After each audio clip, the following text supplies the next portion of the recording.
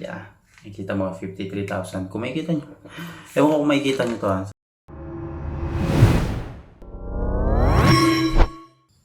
Yeah. Yung mga lads. First day ng mga workers natin. Yung mga kasama natin po ito. Yung mga gagawa dito sa bahay. Sa first project natin. First project natin dito sa bahay. Which is yung bakod and gate. So, beautiful morning. Beautiful morning. Na medyo maulap. Hindi ko alam kung papasok sila. Sana pumasok sila. Para may ma-accomplish kahit pa paano. So yun, habang inintay natin sila, kape muna tayo. Kape. See you.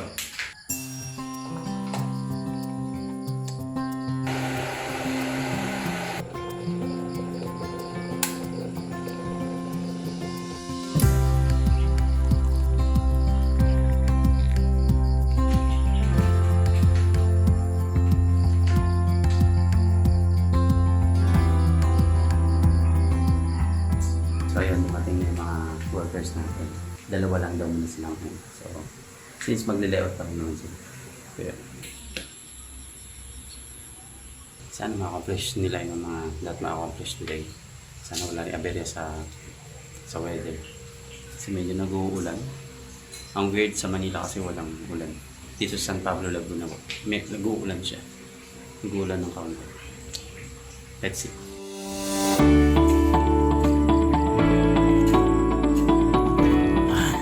Ayun. So yan, kailangan sila contractor ng trapal daw pagpapatungan ng mga semento. So bumili tayo 130. Okay din, nakapag early exercise tayo, diba? Medyo nababakpak na yung daan dito. Ewan ko kung anong plano ng developer dito. Gumanda yung panahon. Kanina medyo maulap pa eh. Sana magtuloy-tuloy, diba? Nakapag-okay na sila dito sa likod. So ipapatong na lang.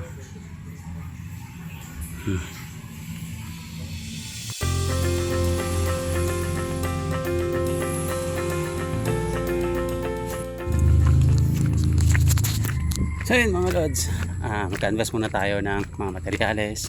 Kakanvasan bibili na rin syempre.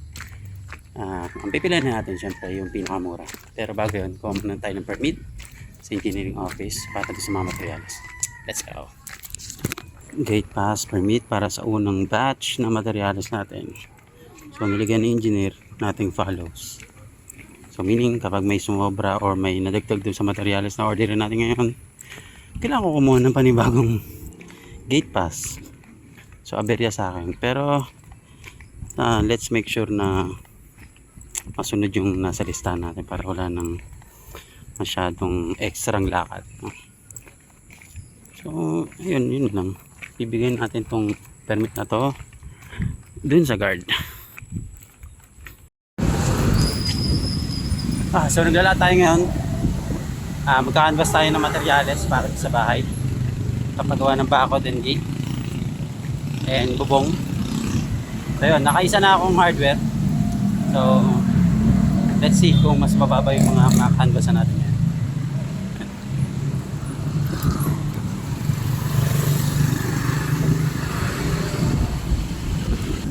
Yung una na canvas natin, kaso halos katapat lang siya nung subdivision. So ito mga pinuntahan ko, malayo siya, as in malayo. 2.3 kilometers yung layo niya mula sa SM San Pablo. So kung susumahin, parang 3.3 kilometers mula dun sa subdivision. So ayan, let's see. Sana worth itong lakad ko. Ito na isa, pa-canvas tayo dyan. Let's go. Okay, nakapagpakot ulit tayo sa isa pang construction or hardware. So ito yung presyo nila, 65,648. Pero may isang materials, yung crocodile plywood, 1/2 black. So wala raw sila na ito. So malamang madadagdagan to. So more or less 67 siguro or 66, hindi ko alam. So yun siya. So magkakaroon tayo ng comparison mamaya pag uwi ko. Yan, video tayo. Yan, isa pa. Tara, canvas pa tayo sa isa pa. Isa na lang. Ito pa isang pwede mo mabilan ng materyales, pero bibili ba ako dito? Siyempre hindi, mahal-mahal dyan. Dito na tayo sa last hardware. So ito siya.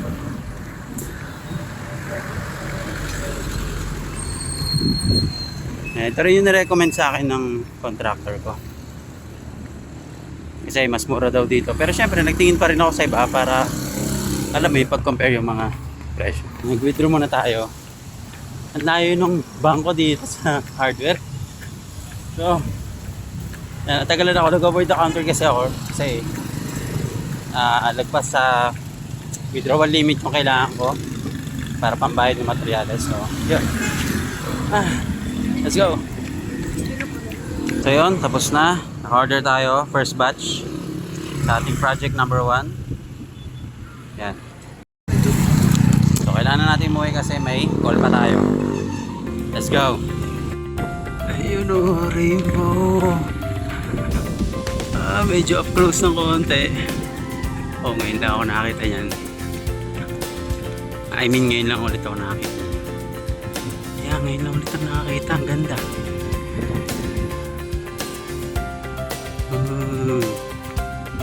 Okay, may treasure sa dulo. Yan, so nakarating dito sa bahay. Medyo nabutan pa tayo ng ulan. Pero ligo muna ako. Magkwentuhan tayo mamaya.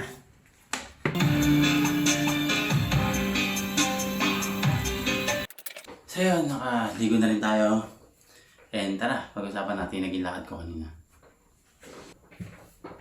So yun, meron tayong kinanvasan na 1, 2, 3, 4, 5.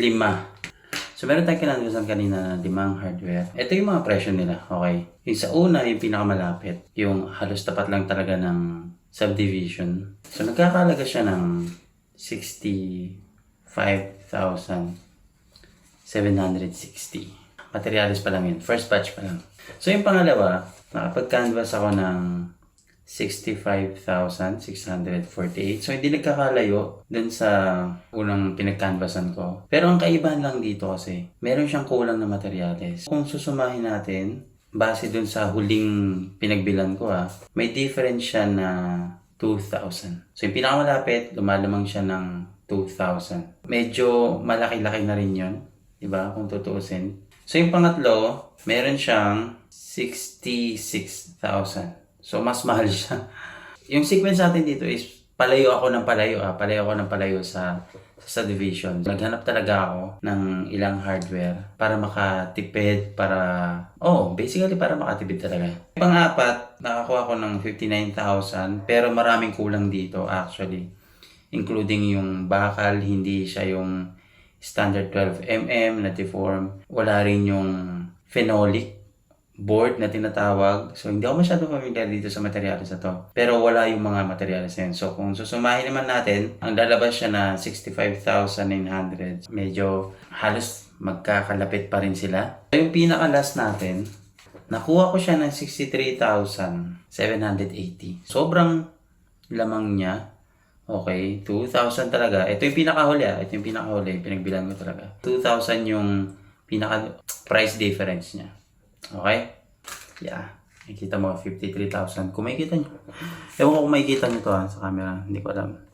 Pero 53,000. Yan. 53,000 yung binili ko kasi binawasan ko yung bags of cement and yung isang dump truck. Isa lang muna yung pina-deliver namin. Yung sa bags of cement, dapat 70 to, pero 40 muna yung pinauna namin kasi hindi nakakasya dun sa space namin sa baba. So, yan. All in all, 53,000. Pero, kung isasama natin lahat yung materyales, lalabas talaga siya ng 63,780. So, ayun. First batch pa lang naman to. Yan. Marami pang kasunod. Ano nga bang na-realize ko dito sa experience na to since first time ko rin talaga magpagawa? Mahirap magpagawa. Mahirap in a sense na kung ikaw yung mag-aasikaso ng materyales. Kasi in my case, ako na lang yung maghahanap ng materyales. Kasi kung iaasa mo pa siya dun sa contractor mo, lalabas kasi ng labor and material cost yung i-quote sa'yo, which is mas mataas talaga yung presyo niya kasi babayaran mo yung effort ni contractor mo na maglakad-lakad, pabalik-balik sa mga hardware. Mahirap din siya kasi kung ikaw ang maglalakad talaga ng mga materyales, kailangan mo talaga mag-effort na mag-canvas sa 3 to 5 hardware kung talagang gusto mo makatipid. Even 1,000 to 2,000 pesos, malaking bagay na yun kasi marami ka pang materyales din na mabibili dun sa amount na yun. Pero yun nga, dito sa experience na to, marami ako natutunan, marami rin ako na-realize. Kung mag-a-advise man ako sa mga taong gusto rin na, alam mo yung kumuha ng property and ipa-improve or ipa-renovate, think about it 100 times kung talagang gusto nyong kumuha ng property nyo. Kasi eventually, wala namang property na makukuha mo na yun agad eh. Meron at meron ka ipapa-improve. And pag dumating yung point na yun na nakapag-decide ka na kumuha ng property, make sure na ready ka rin. Ready mo yung sarili mo, ready dapat yung bulsa mo din. Kasi gagastos ka talaga. Paglalabas at maglalabas ka ng pera. And syempre, pagdating doon sa pagle-layout ng mga ipapa-improve mo. In my case kasi ako yung nag-layout talaga. Pinasa ko ng contractor, pina-approve ko kay engineer. And pagdating sa pagle-layout naman, syempre meron tayong inspiration doon. Una na doon yung Pinterest and pangalawa yung YouTube. So meron ako mga pinapanood na YouTuber like si Lee and Aki vlog, isa siyang contractor. Sobrang galing nung contractor na yon. So, nakakuha ko ng ilang ideas sa kanya. And, ayun nga, pina-approve ko, binigay ko kay contractor, and kinuot niya yung mga materyales na dapat bibilhin. And nung kinanvas ko siya, so, sobrang nagulat ako. So, isang bagsak, bang! Ang laki ng kailangan mong i-shell out. So, yun lang mga lods. Hopefully, nakatulong itong video na to. Para sa mga tao na gustong kumuha ng property, ng house and lot, or whatever property na balak kunin, make sure na ready yung sarili nyo at yung bulsa nyo. So yun lang, peace out.